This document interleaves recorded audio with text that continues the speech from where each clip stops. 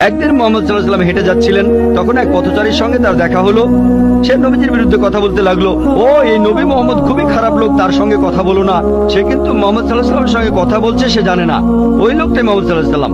সে নবীজির কাছে বলল, পথে হাঁটতে হাঁটতে, নবী মোহাম্মদ খুবই খারাপ লোক, তার কথা শুনো না, তার কথা শুনলে বিপর্যয় হয়ে যাবে, সবার জন্য খারাপ হবে। লোকটা নবীজিকে বলল, তবে আপনি খুব ভালো মানুষ, আর আপনাকে সাবধান করছি, ওই মোহাম্মদ লোকটার কথা শুনবেন না সাল্লাল্লাহু আলাইহি ওয়াসাল্লাম।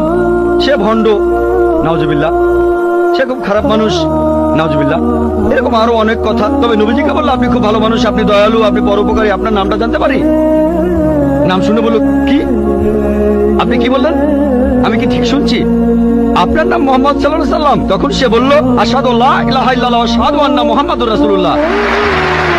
যখন সেই লোকটা বুঝতে পারলো যে এই লোকটাই মোহাম্মদ সাল্লাল্লাহু আলাইহি ওয়াসাল্লাম, আমি অন্য মানুষের কাছে শুনেছিলাম সে খুব খারাপ মানুষ, ইনি তো ভালো মানুষ, তখন সে ইসলাম গ্রহণ করলো।